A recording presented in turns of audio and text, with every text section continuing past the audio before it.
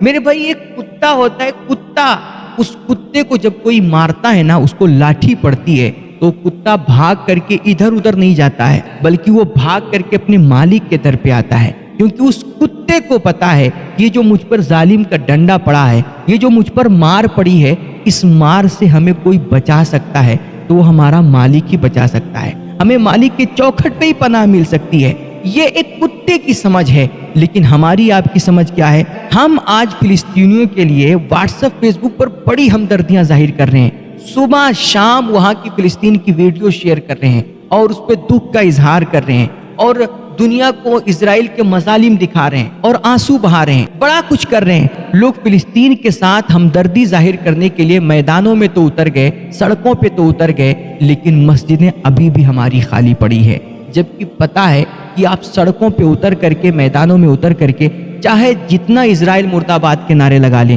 اس سے کچھ نہیں ہونے والا ہے۔ کچھ اگر تم یہاں ہزاروں کلومیٹر دور بیٹھ کر کے اپنے فلسطینی بھائیوں کے لیے کچھ کر سکتے ہو نا، تو وہ ایک ہی چیز ہے، اللہ سے دعا۔ اللہ کے نبی علیہ السلام نے فرمایا تھا، دعا مومن کا سب سے بڑا ہتھیار ہے۔ یار جو ہم کر سکتے ہیں، جو ہمارے بس میں ہے، وہ تو کرتے نہیں ہیں، اور واٹس ایپ، فیس بک پر بیٹھ کر کے جھوٹی منافقت دکھا رہے ہیں، جھوٹی ہمدردیاں ظاہر کر رہے ہیں، اور جھوٹے اپنے مسلمان بھائیوں کے لیے آنسو بہا رہے ہیں۔ یہ سب مکاری ہے، یہ سب ڈھونگ ہے تمہارا۔ ورنہ ایمانداری سے بتاؤ، جب سے یہ اسرائیل فلسطین کی جنگ چھڑی ہے، اور جب سے اس خبیث نے فلسطینیوں پہ قہر ڈھانا شروع کیا ہے، کتنی دفعہ ایسا ہوا ہے کہ وہاں کے وہ مظالم آپ دیکھے ہوں، اور بچوں کی چیخیں آپ نے سنی ہوں، گرتی لاشیں دیکھی ہوں، اور بوڑھوں کی آہیں سنی ہوں، اور آپ کرب کے ساتھ، درد کے ساتھ مسجد میں آئے ہوں، یا اپنے گھر پہ آئے ہوں، آپ نے 2 رکعت نماز پڑھی ہو، اور آنکھوں میں آنسو لے کر کے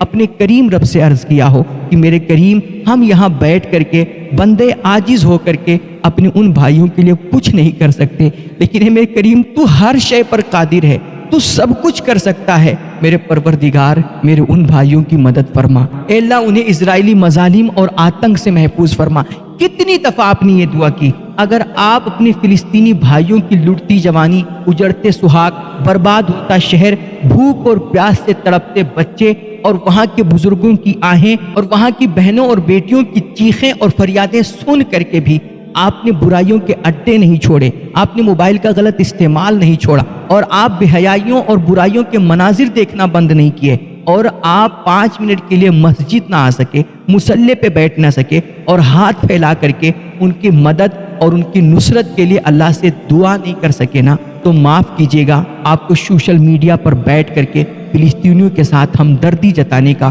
کوئی حق نہیں ہے۔